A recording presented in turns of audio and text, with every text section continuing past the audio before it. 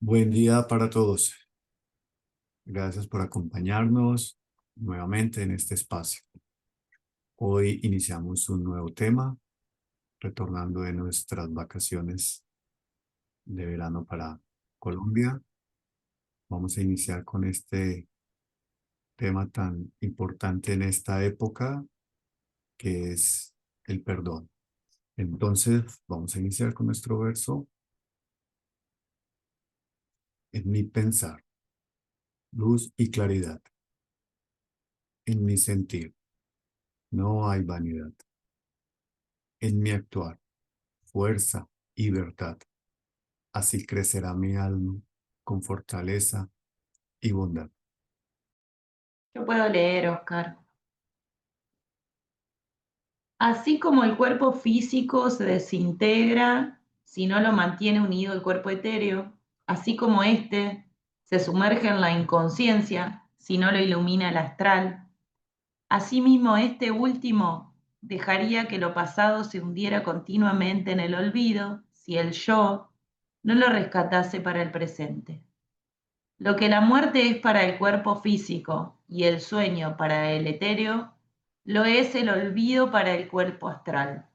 En otras palabras, la vida es propia del cuerpo etéreo, la conciencia lo es del cuerpo astral y el recuerdo es privativo del yo. Aún más fácilmente que el error de atribuir conciencia a la planta, se puede cometer el de atribuir recordación a los animales. Es tan natural considerar como recordación el reconocimiento de parte del perro con respecto a su dueño, al que quizá no ha visto por mucho tiempo. Sin embargo, en realidad este reconocimiento no se basa en la recordación, sino en algo completamente distinto. El perro siente cierta atracción hacia su dueño, atracción que parte de su personalidad. Esta personalidad le causa placer al perro cuando el dueño está en su presencia, y cada nueva presencia da origen a una renovación del placer. La recordación, en cambio, implica, además de emoción por las experiencias presentes, conservación de las del pasado. Aún admitiendo esto, se podría, no obstante, caer en el error de creer que el perro es capaz de recordar y alegar que, en efecto, se entristece cuando lo abandona su dueño, lo que es indicio de recuerdo. También este juicio es inexacto. Por convivir con su dueño, su presencia se convierte en necesidad para el perro, que siente la ausencia de manera similar a como siente el hambre. Sin hacer semejantes distinciones, no se esclarecerán las verdaderas relaciones de la vida. Fragmento del libro Ciencia Oculta de Rudolf Steiner. Bárbara, gracias. Buen día para todos. Buen día, maestro Mario. Muy buenos días. Bueno, vamos a comenzar a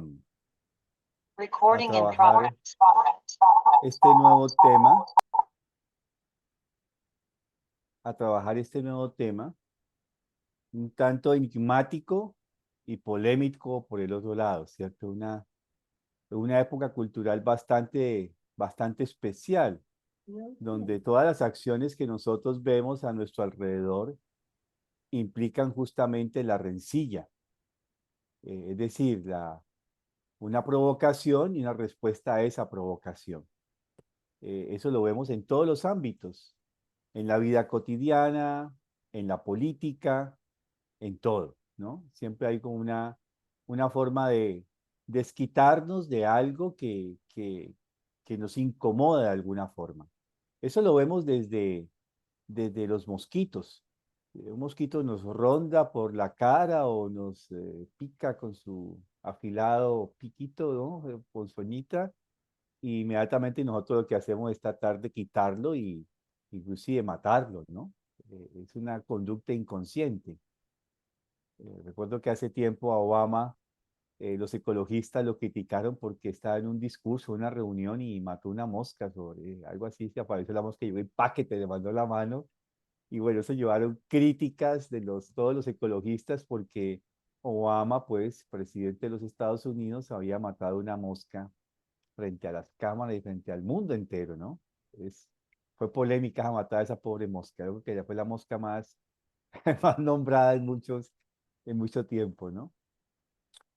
Pero esto es un tema de reacción, de instintivo que tenemos. Lo vamos a mirar luego con un poco más de detalle, esa respuesta que tenemos como de la rencilla, del desquite, de reaccionar frente a algo que nos incomoda. Es algo instintivo, lo portamos nosotros los seres humanos. Y en eso compartimos algo con el animal. El animal le molesta algo y él trata de quitarlo, ¿no? Lo vemos en los animales, utilizan sus colas, por ejemplo, las vacas o los caballos para espantar las moscas, ¿sí? Los perros utilizan sus dientes, sus patas para quitar algo que les molesta de alguna manera. Y vemos una reacción que compartimos con los animales que es instintiva de quitarnos algo que nos incomoda de alguna manera. Y, pero cuando entramos ya en el tema propio de lo que es el perdón, realmente es un tema para la humanidad muy moderno. Es un tema que lleva cerca de 2025 años en la humanidad. Solamente en relación a 7000 años de historia, o sea, 9000, 10000 años de historia, solo 2025 años, la humanidad viene hablando de este aspecto del perdón. Eh, Cuando nosotros tomamos el Padre Nuestro como la gran oración que cuando le piden al Cristo que los discípulos que lo ven orando en el Monte de los Olivos, le pregunta uno de ellos, ¿cómo es eso de orar? ¿Cómo tendríamos que orar? Y, y él da el Padre Nuestro. Alguna vez mencioné acá en nuestro grupo de estudio que al Padre Nuestro le antecede otra oración previa, una vivencia que el Cristo tuvo cerca de los 19 años cuando peregrinaba, andaba por todo lo que hoy en día sería Asia. Y el relato dice de que él llega a esta región donde se está haciendo ciertos rituales, ciertos ritos decadentes, dice el relato, el hecho. Ahí se está practicando unos ritos ya decadentes y la gente lo sabe, los sacerdotes que están allí saben y cuando el Cristo aparece en escena, ellos ven que él tiene algo diferente y entonces lo llevan para que se convierta en ministrante, en el ministro de de ese acto espiritual, de ese acto cúltico. Él se resiste, pero lo obligan a que él tiene que hacer el acto cúltico y estando allí, él se desmaya. Y en ese estado, hipnagógico de alguna forma, él escucha una oración en el cielo, algo que viene desde los mundos celestiales, que dice más o menos como aún, aún. Eso traducido sería amén, amén.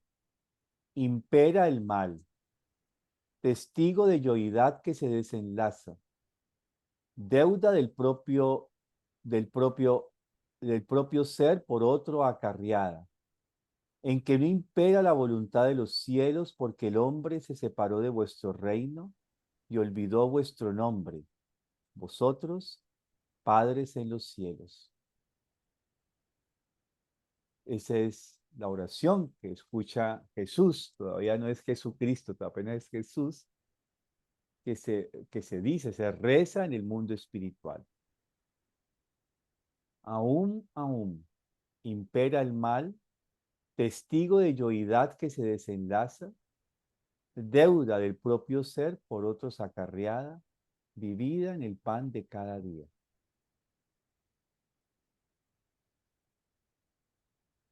¿Por qué pasa eso? porque no impera la voluntad de los cielos en la tierra. El hombre se ha separado del reino espiritual.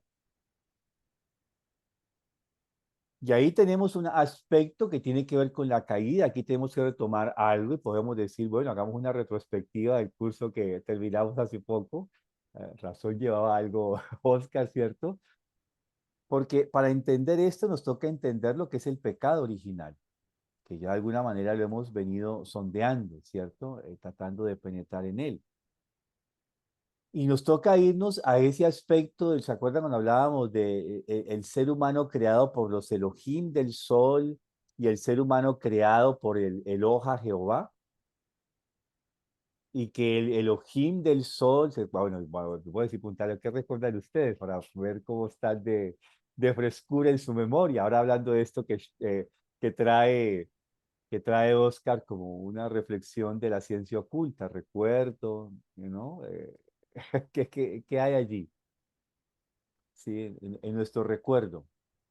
Pero sí recuerdan esto, ¿cierto? De que hablábamos de que eran estos dos seres creados, que este ser creado por los Elohim del sol era en principio femenino masculino, y que luego el ser creado, el ser humano creado por el Eloha Jehová, que estaba en la luna, que se había ofrendado para poder desde allí irradiar todo lo que los otros 6 colegas Elohim hacían y poder proyectarlo hacia la tierra, crea a Adán, ¿sí? Al otro ser humano, o sea, los Elohim del sol crean a Eva, más un ser andrógeno, pero más femenino que masculino, y el Eloha Jehová crea a Adán, más masculino que femenino. Y veíamos que es justamente el Eloha Jehová el que conlleva a esta separación de este ser que es andrógeno y lo divide en dos.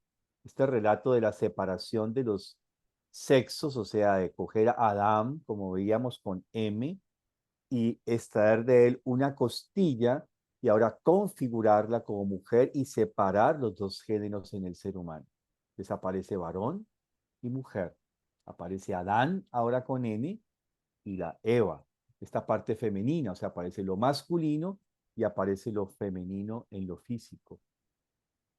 Y veíamos que en relación a ello va a generar una actividad que va a ser la procreación entre los seres humanos. Antes, en la primera creación de un ser humano creada por los Elohim del sol, este primer ser humano se fecundaba a sí mismo, había una procreación en sí mismo. ¿Se acuerdan? Y que ahí va a surgir un nuevo ser, ¿sí? Que va a ser Caín.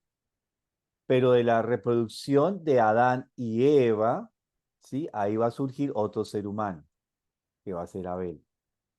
Entonces, esto nos lo narra todo el relato del Génesis en la creación y se crea este ser humano, pero también con la posibilidad de la procreación de dos seres humanos.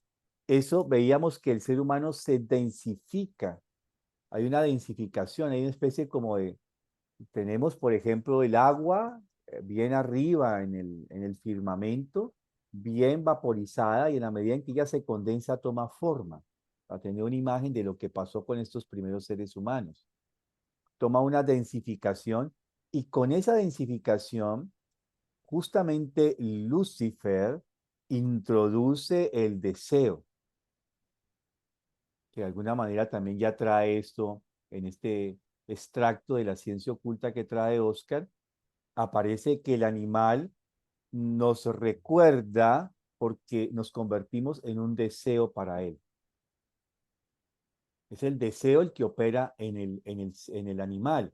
El recuerdo, como lo tenemos los seres humanos, tal cual, el recuerdo desde la fuerza del yo, implica un acto de voluntad, no es un deseo en sí mismo, aunque también tenemos esos deseos que nos permiten recordar. La memoria, por ejemplo, evocativa es muy diferente a la memoria que tiene que ver con una memoria que está estrechamente vinculada al deseo. Por ejemplo, si uno de niño olía la hogaza que preparaba la abuelita o la mamá, ¿sí? Y tenía un olor característico, una comida especial, Nosotros entonces, cuando ya adultos, tenemos un olor similar a esa hogaza que se daba en el ambiente del hogar, inmediatamente aparece la memoria locativa. Ah, me acuerdo cuando la abuelita hacía los panecillos. ¿Sí? En eso compartimos ese recuerdo que es instintivo, de deseo desiderativo que tenemos con la relación al animal. Pero damos un plus, ¿sí? En este aspecto del recuerdo, de lo que evoluciona la memoria de locativa, ¿sí? Ahora una memoria que es evocativa, que yo traigo a voluntad por sí mismo. Entonces, en este aspecto aparece justamente Lucifer en el paraíso e introduce una mayor densificación en este ser humano creado por el Eloja Jehová, y viene lo que se considera como el pecado original, que en los mitos urbanos inicialmente se relaciona con el deseo sexual, por aquello de que vieron sus vergüenzas y se cubrieron con hojitas de parra. Por eso se relaciona con el deseo sexual. Y sí, el deseo sexual tiene algo que ver con la estructura del pensamiento, como también lo hemos visto en otros momentos, pero ese pecado original no tiene que ver con el deseo, ya el ser humano se reproducía, ¿sí? Pero era una reproducción por momento inconsciente, no estaba saturado de un deseo consciente, pero cuando Lucifer actúa en la naturaleza de este primer ser humano, Adán y Eva, introduce el deseo de conocer, de saber como los dioses. Comed del fruto del árbol del conocimiento del bien y del mal y seréis como dioses. Y a partir de esto viene una densificación del ser humano mayor que va a producir como cuando vemos las nubes, no, sí, ¿no? Los que saben de lluvias, ¿no? Los campesinos dicen, sí, está con nubarrones, pero no creo que vaya a llover. Pero de pronto pasa algo en el cielo, ¿cierto? En el firmamento, y esas nubes que están bastante altas y bastante grises, de pronto se comienzan a bajar esas nubes y a condensarse, a volverse más oscuras y de pronto, ¡chum!, el chaparrón. Más o menos como una imagen arquetípica, ¿cierto? De lo que pasó con esa inducción del pecado en el ser humano que nos introduce Lucifer. Entonces el ser se hace más denso y provoca, igual que la nube que está bien alta, pero se densifica, a descender, a caer. Y esto produce la separación del ser humano del mundo espiritual. Una consecuencia de consumir del fruto del conocimiento del bien y del mal, de inducirnos en el pecado original como se conoce. Y esta densificación no solamente lleva a una separación del ser humano del mundo espiritual, sino que por el otro lado, esto introduce en el ser humano, esto introduce en el ser humano la consecuencia de sus acciones. Dios le ha dicho, le ha advertido a este primer a este primer ser humano, no comáis del fruto del conocimiento del bien y del mal. Todavía, yo le colocaría ahí entre paréntesis, todavía no estáis preparados, porque entonces tendréis que conocer la muerte, el sufrimiento y la enfermedad. Como castigos, nos lo muestran así, ya también lo hemos visto, no, como consecuencia de una acción libre, porque el ser humano, también lo hemos dicho, tiene libertad de acción. Desde su creación como ser humano, Dios le dio la posibilidad de la libertad, es decir, de la libre decisión. Pero ¿qué implica justamente la libre decisión? Implica que justamente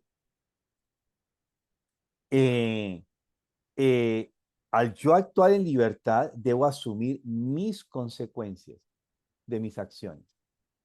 Hasta antes de yo no decidir, o sea, si este primer ser humano hubiese decidido, no, como al principio en la primera parte de la tentación, no, no, no, no, no.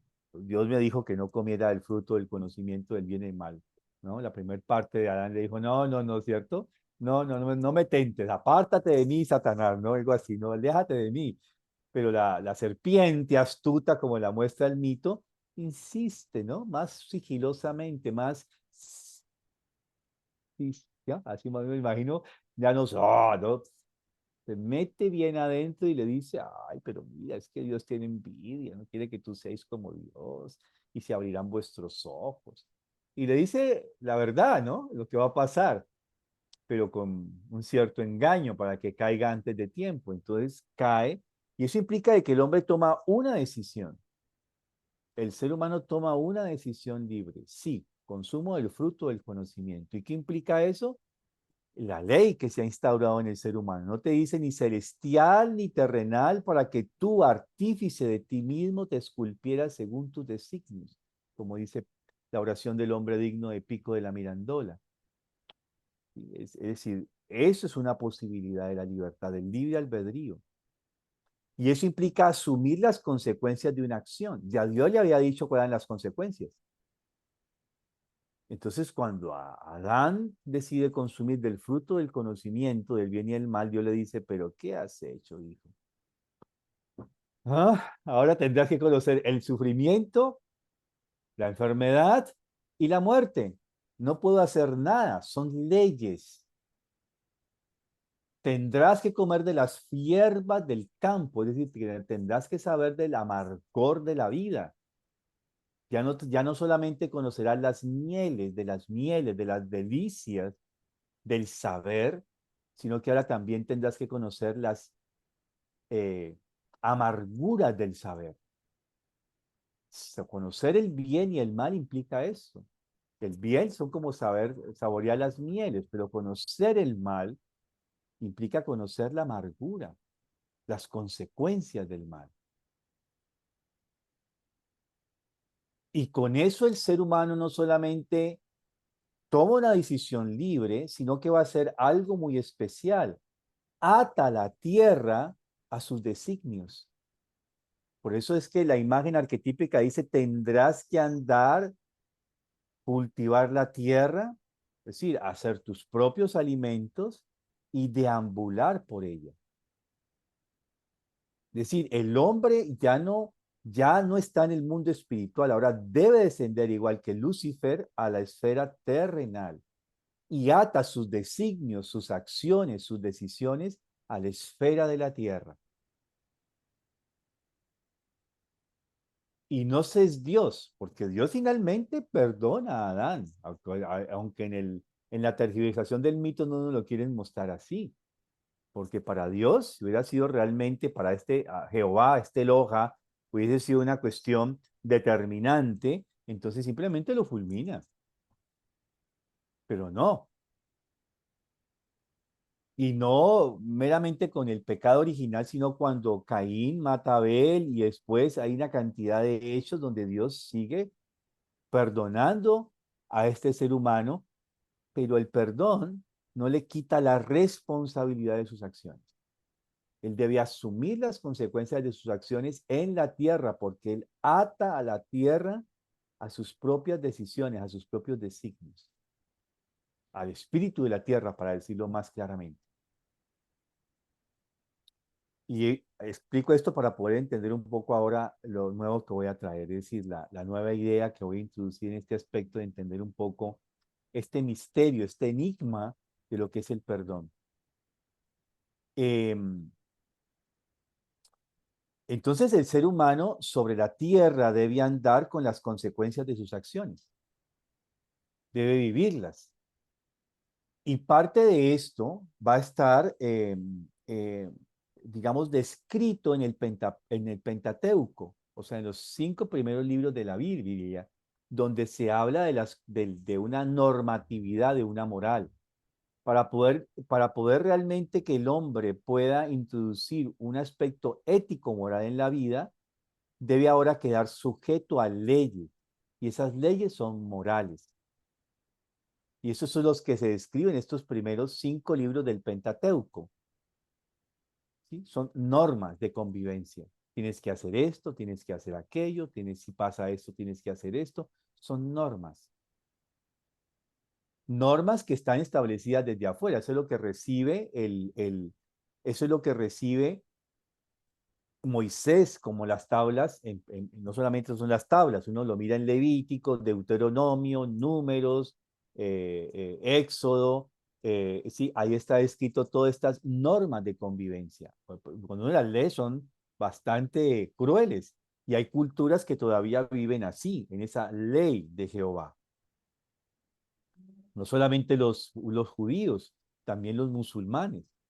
Y muchos llamados cristianos establecen sus principios morales sobre lo que está descrito en estos 5 libros principales, digamos, o principales por un lado del Antiguo Testamento, pero también los primarios, los primeros libros del Antiguo Testamento, o sea, este Pentateuco.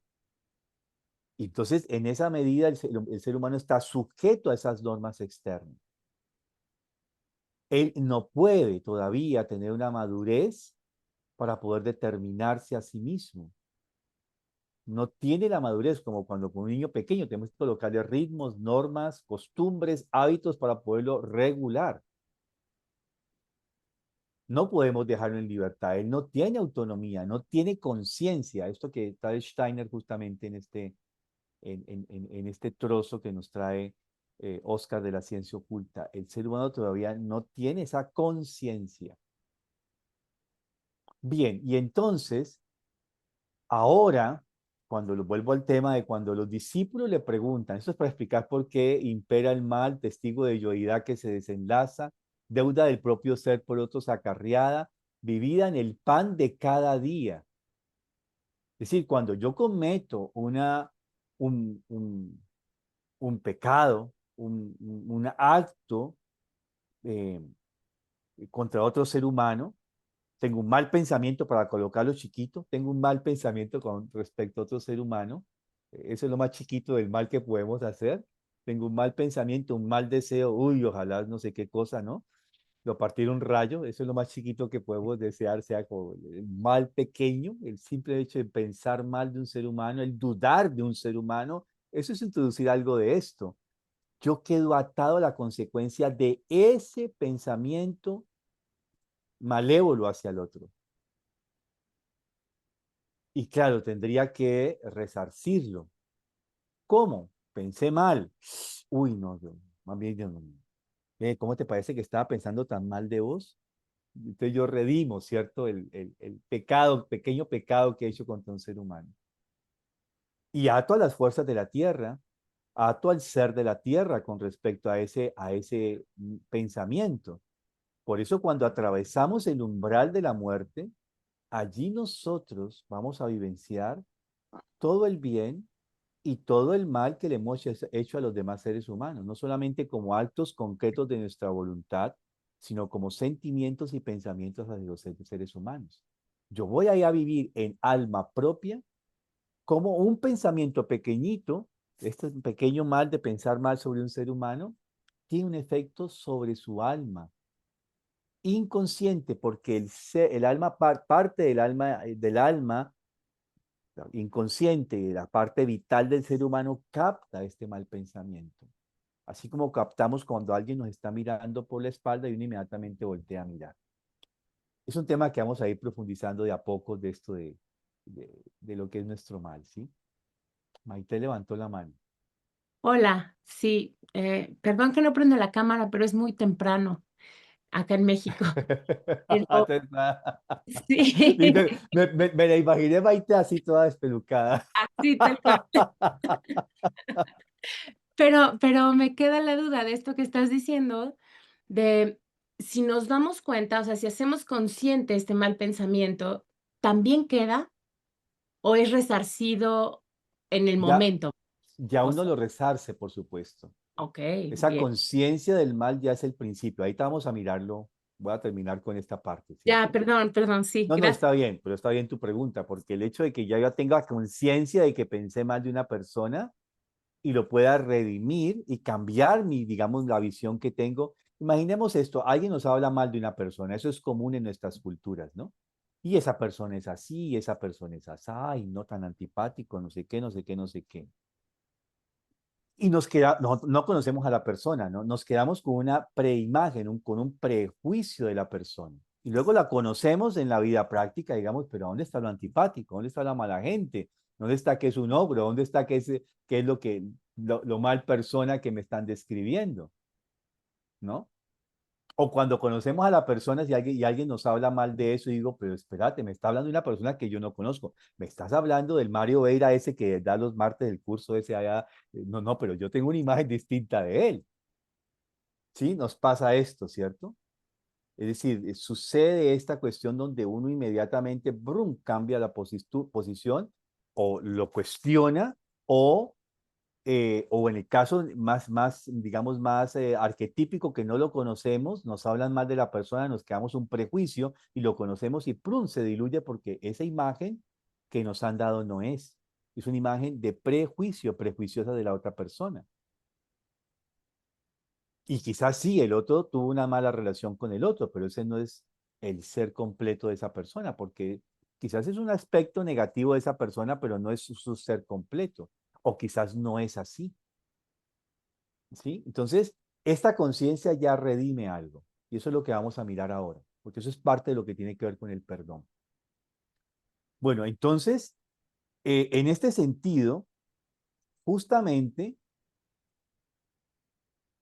Jesús de Nazaret con 19 años, estando en este templo, obligado a ser hierofante, sacerdote, ministrante del acto cúltico, se desmaya, no soporta las fuerzas del mal que pululan alrededor del santuario. Él ve esto, por eso rechaza no acercarse al templo, pero es obligado porque ven que él tiene una cierta cualidad que ya esos sacerdotes adolecen, no tienen. Entonces, en ese sentido,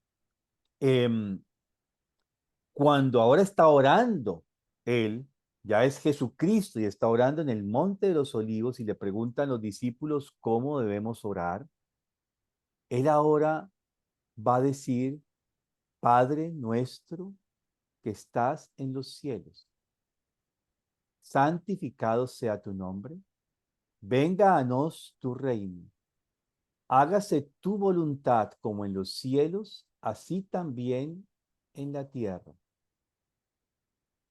El pan nuestro de cada día, dánoslo hoy, y perdona nuestras deudas, como nosotros perdonamos a nuestros deudores. Y no nos induzcas a la tentación, mas líbranos del mal.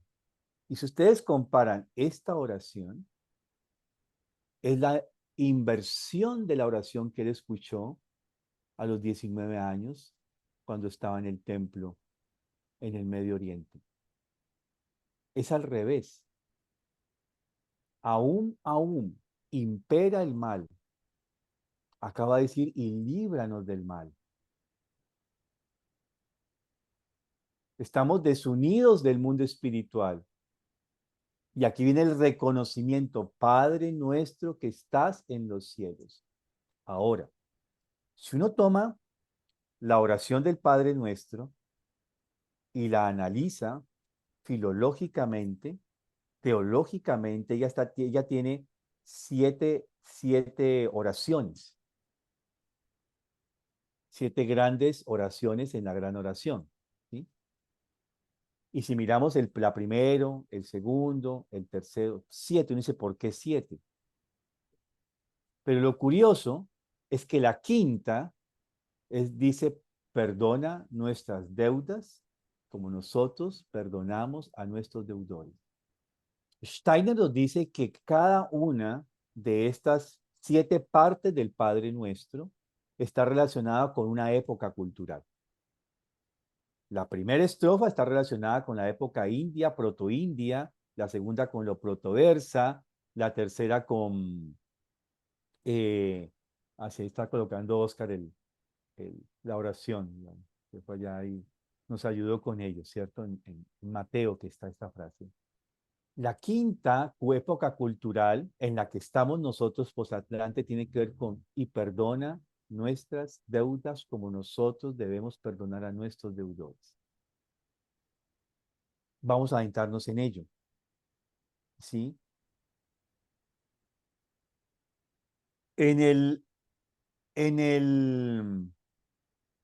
hay algo curioso cuando uno se mete de manera teológica a mirar los evangelios, y en el evangelio de Juan está el pasaje de la mujer adúltera. Y resulta que en muchas Biblias todavía, pero en todas las Biblias antiguas, este pasaje lo quitaron de la Biblia. ¿Sí? Estos versículos que tienen que ver con el tema de la mujer adulta fueron extraídos, sustraídos de la Biblia y retomados relativamente muy recientemente de nuevo. ¿Qué es lo que dice ese relato? Ese relato dice de que Cristo está en el templo. Ahí tenemos que imaginar esto, es otoño, es la fiesta de los tabernáculos. Y como cuando aquí en Cali tenemos en agosto la fiesta del verano, acá tenemos la fiesta del Petronio, sí, que es una fiesta que tiene que ver con toda la cultura afro. Y como en toda festividad y en todo pueblo, como los carnavales de Venecia o los de Río o los de Barranquilla, ¿sí? Eso se vuelve un folgorio. ¿Sí? Es la fiesta de los tabernáculos, hay una gran celebración, ha habido parranda, por decirlo de alguna manera, y Cristo está ahora el domingo predicando, el día domingo predicando en el templo. Y los fariseos, que son los doctores de la ley, aparecen con una mujer bastante desgreñada, con la ropa hecha jirones, y se la tiran en medio. Ustedes pueden imaginar que él está aquí, arriba de las escalinatas, el pueblo está sentado escuchando su predicación, y en medio del pueblo y él, los fariseos le colocan a esta mujer, diciendo, esta mujer acaba de ser sorprendida en adulterio. La ley, Moisés, dice que tales deben morir lapidadas. ¿Tú qué dices? Y él, que está erguido, se agacha y con su dedo, lo dice literalmente el pasaje, escribe sobre la tierra. Lo increpan de nuevo, porque quieren, además lo han hecho a propósito, no quieren decir, ajá, estos fariseos eran unos bárbaros, astutos, ¿no? Ajá, vamos a colocarla, la pillamos a esta, ¿no? En adulterio. Vamos a ver, vamos a probar a este tiene, aquí cae. Si dice de que sí, que tiene que aplicarse la ley como lo dice Deuteronomio 22:22, ahora lo vamos a leer, ahí va a perder toda la congregación, la simpatía del pueblo. Pero si dice que no, estaría traicionando la ley y entonces lo podremos acusar. Lo tenían agarrado de los pitones al Cristo, ¿cierto?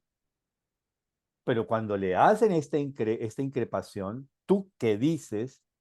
Él se agacha y con su dedo escribe sobre la tierra. Lo increpan de nuevo porque quieren comprometerlo con la palabra. De hecho, hay que decir, es la única vez que Cristo Es como una escribe clase. en todos los relatos de los evangelios. Porque él siempre habla, es el verbo, ¿no? Y como gran verbo divino, él habla. Pero acá escribe sobre la tierra.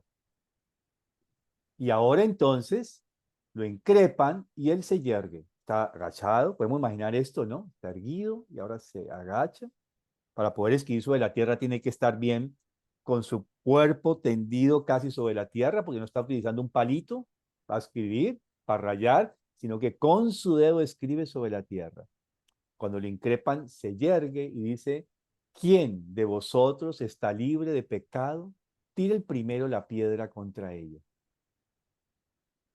Y uno puede imaginar a esta personalidad mirándonos con esa fuerza solar, con esa energía solar que no juzga como juzgan los fariseos, sino que nos mira con una mirada compasiva, pero también traslúcida, que nos dice, nosotros le haríamos con un poquito más de sorda, ¿no?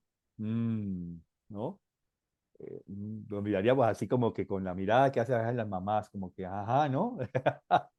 No, nos mira con toda la calma, la compasión, pero la conciencia absoluta de nuestro yerro. El que esté libre de pecado tire el primero la piedra contra ella. Y el Evangelio dice, entonces desde el más viejo al más postrero, Es decir, del más viejo al más joven, uno a uno, paticas en polvorosa van saliendo. Porque comprenden, pueden ver es como si esa mirada nos hace ver hacia adentro, es como una mirada que, como cuando hay oscuridad y aparece la luz del sol, ilumina nuestro interior y nos podemos ver a nosotros mismos como también errantes, llenos de errores, también pecadores. Pero más a estos doctores de la ley, porque Deuteronomio 22:22 dice, si un hombre pecare con la mujer de otro, ambos morirán, adúltero y adúltera, y quitarás el escándalo de Israel. Ambos. Si la mujer fue sorprendida en adulterio, ¿qué significa? Que la pillaron en la cama con el otro, dicho literalmente. Ajá, y solamente cogieron a la mujer. Ahí hay una injusticia. Les está señalando con esta mirada contemplativa, solar. Yo imagino la potencia de esa mirada donde estos mismos jueces se ven en su injusticia. Porque ¿dónde está el varón? ¿Sí? También ellos van saliendo. Cuando les dice esto, él vuelve, dice el relato, se inclina sobre la tierra y sigue escribiendo con su dedo sobre la tierra. Y ahora cuando ninguno de estos está, ninguno de los metiditos que está esperando pues a ver qué es lo que va a pasar, ninguno de los que tienen la piedra listo para lanzársela, ni los fariseos, nadie está. Ahora vuelve y se yergue. Y con la misma mirada que le dirigió ahora a estos que querían ajusticiar a la mujer, con esa mirada solar, contemplativa, llena de compasión hacia los seres humanos, le dice, ¿dónde están, mujer? ¿Alguno te ha condenado? Y en el original en griego kiné dice, ninguno, Kyrie. Eso es como decir, Señor Dios excelsísimo. O sea, Kyrie es una palabra que solo utiliza para el Dios de dioses, digámoslo así, ¿no? Ninguno, Kyrie. ¿Qué significa esto? Está traducido como ninguno, Señor. Pero Señor es muy poco para lo que Kyrie quiere decir en griego. Porque Señor, Dios, Rey, es decir, Kyrie es que ella está reconociendo la séptuple naturaleza del Cristo.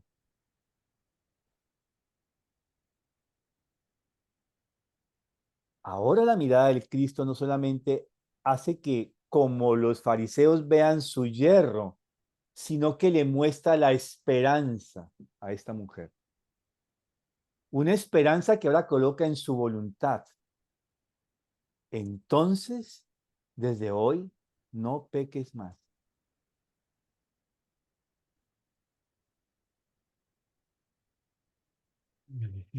Desde hoy, les da ahora algo de esa conciencia, ahora no es suficiente la conciencia. La pregunta de Maite, ¿sí? No es suficiente la conciencia, ahora le coloca esa capacidad de la conciencia de reconocer no solamente el yerro, el pecado, sino tomarlo en sus manos y transformarlo.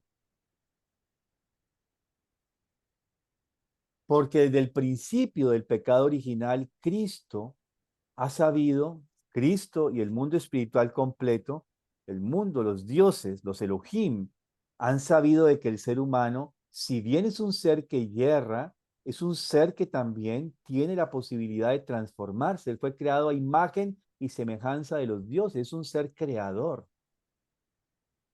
Pero ha tenido que transcurrir todo este tiempo para que ahora, en ese momento álgido que nos narra Juan en el capítulo 8, le pueda realmente entregar ahora la capacidad del ser humano de redimirse y redimir el mal. Ahora toma conciencia y entonces no lo vuelvas a hacer. La gran pregunta, yo esto lo he hecho como ejercicio infinidad de veces en la narración de este trozo del Evangelio de Juan, esperando algo. Y siempre lo he hecho de manera provocativa. Durante muchos años lo hice, pero nunca obtuve lo que esperaba que provocara. Hasta que una vez un chico con déficit cognitivo, o sea, con retardo mental, escuchó el relato y me hizo, finalmente, después de muchos años, la pregunta que yo esperaba que me hicieran.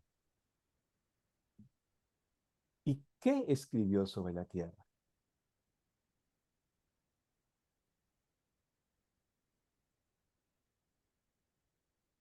Estaba pensando en eso, Mario Yago, porque no dijiste que escribió en latín. ¿Qué estaba escribiendo sobre la tierra? Y es una imagen arquetípica. No importa qué escribió sobre la tierra, ¿sí? En principio, ¿qué significa que el Dios, el verbo divino, escriba sobre la tierra?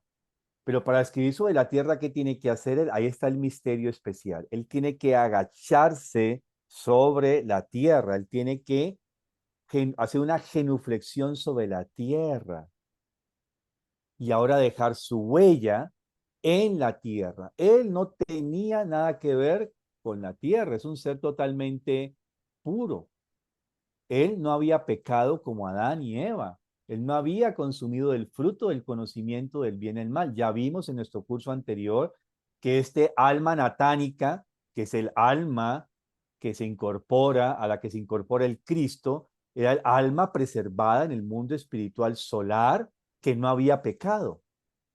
Entonces, este ser Jesús y Cristo no había conocido el pecado original. Y él ahora debe agacharse y tomar esta parte del pecado de la tierra que está en la tierra. Todos nosotros escribimos nuestros pecados sobre la tierra, ya lo vimos. Y él ahora comienza a hacer con este gesto a tomar parte de nuestro pecado. Eso reza que esa parte del gran misterio del Gólgota. Él toma el pecado de la humanidad sobre sí mismo. Pero eso todavía no es. Todavía estamos a 6 meses de que acontezca el sacrificio en el Gólgota. ¿Sí? Es la fiesta de los tabernáculos, es octubre más o menos, ¿no? Septiembre, octubre, en la época que estamos entrando, ¿cierto? Es a 6 meses del acontecimiento del Gólgota. Y él ya va a tomar ese proceso, eso vamos a mirar con más detalle después, pero lo quiero dejar como en el preámbulo enunciado los elementos de esto de lo que es el perdón.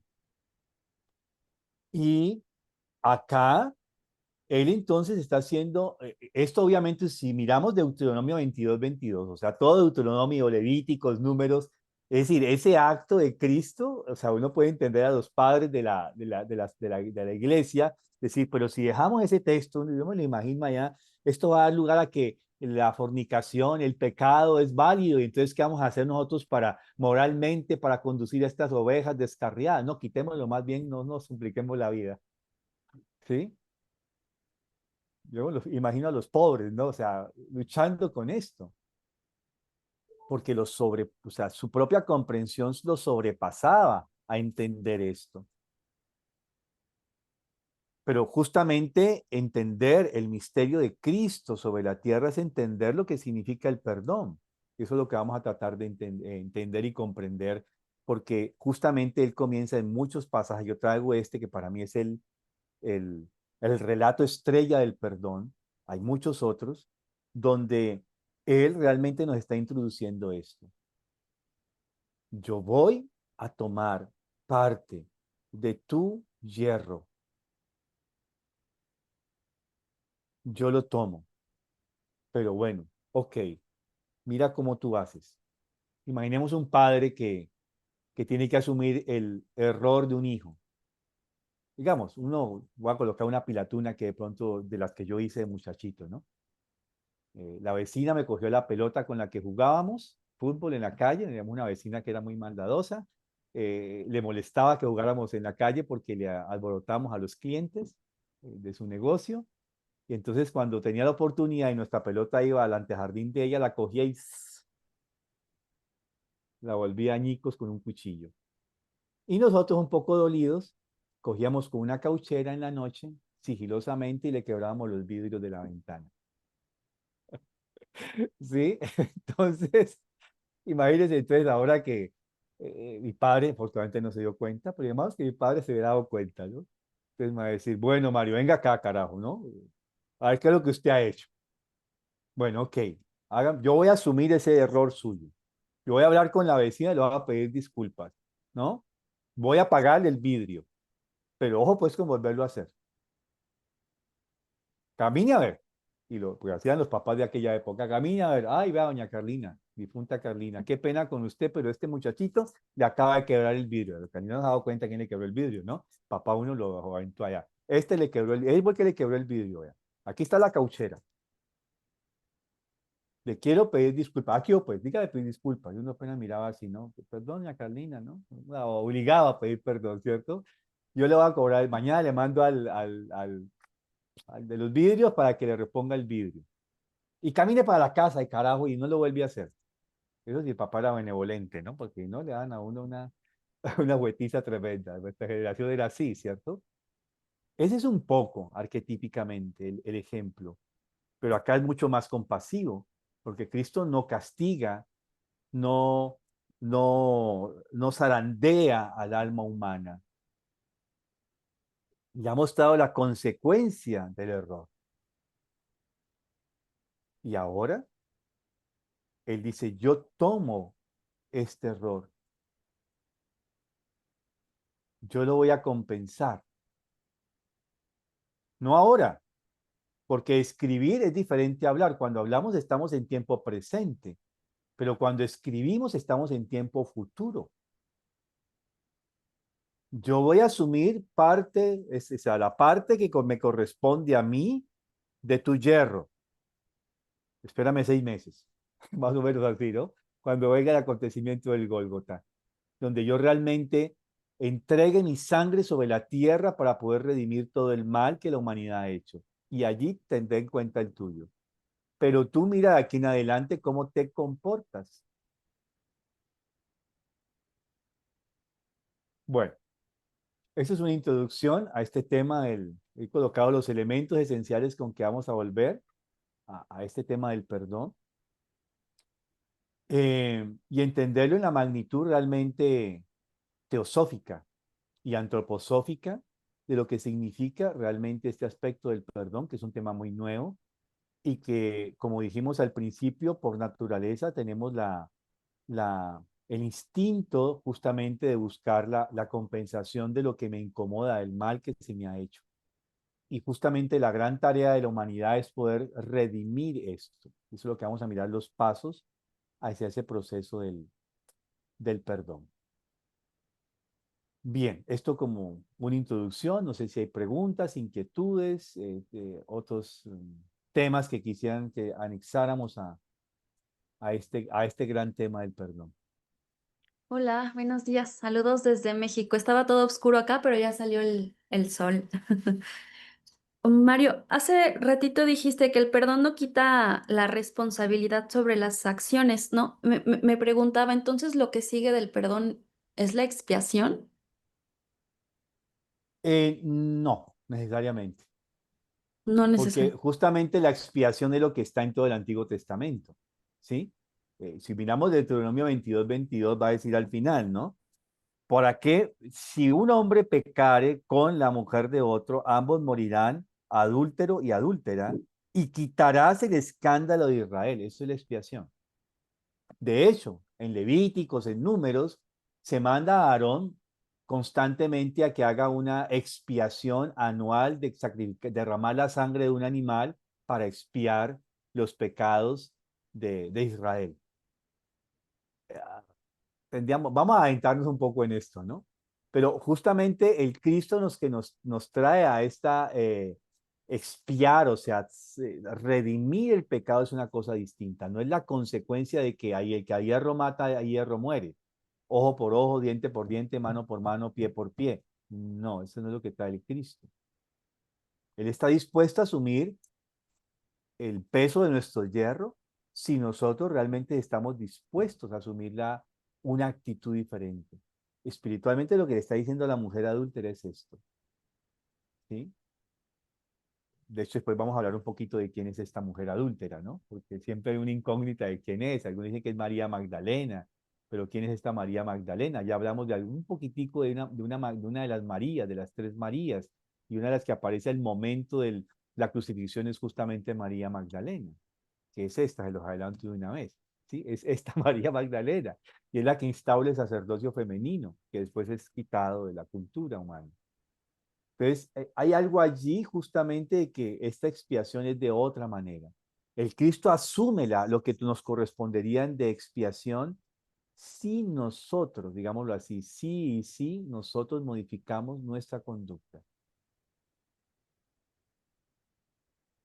No es Gracias. porque, no es que, ay, peco y Cristo, perdóname por favor, y vuelvo y peco y Cristo, ay, no, qué pena, ¿no?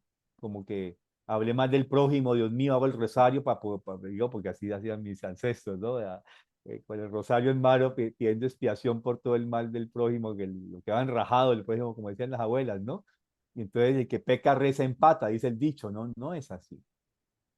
Un acto de conciencia implica justamente tomo conciencia y eso conlleva modificar mi conducta, mi comportamiento.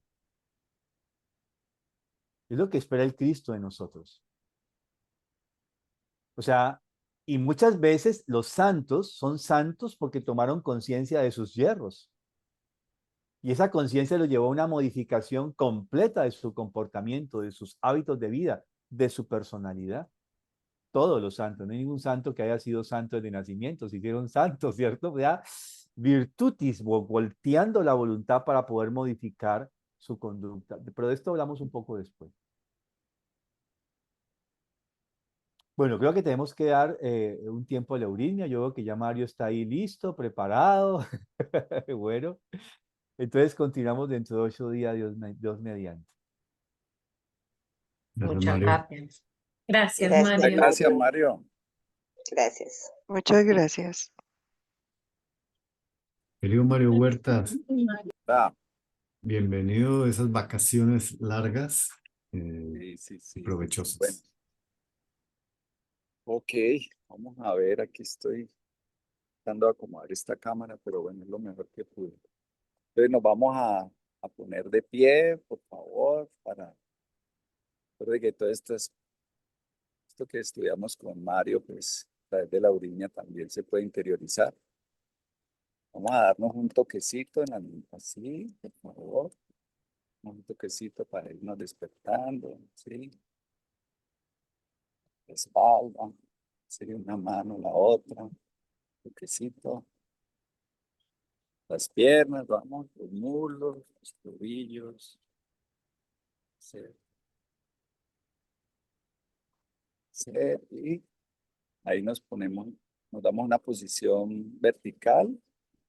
Unimos nuestra frente con las almohaditas de los pies en un pensamiento, debajito de los dedos, al ladito, ahí tenemos unas almohadillitas, entonces hacemos esta posición que no es ni una I hacia adelante, ni un derechito, sino que es un poquito inclinado. Y listo. Vamos a hacer esta euritmia por todo lo que está pasando. Vamos a ver una aleluya por todo lo que está ocurriendo acá, en Colombia, en Latinoamérica. Entonces, estas 3 aleluyas las vamos a dedicar a estos conflictos, a todo lo que está pasando. Y ya pues que el tema del perdón está aquí al frente de nosotros, por todo lo que ha pasado en Colombia. Y vamos a arrancar con esto. Entonces, hacemos las manos en la posición del pecho, hacia arriba.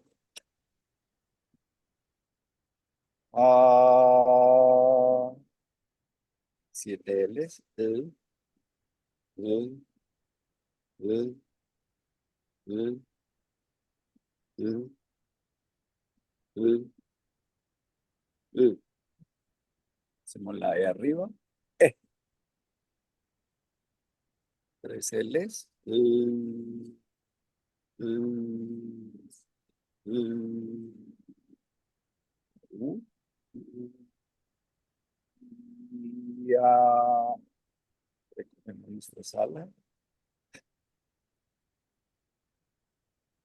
son las escápulas. Esta ya no es tan explicadita, solo con los sonidos. Ah, l, l, l, l, l, l, l. Eh.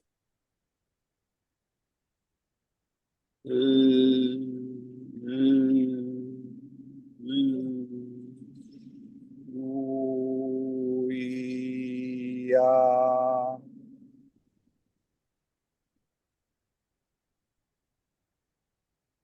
La última es sin sonido, solo con los sonidos externos de alguien.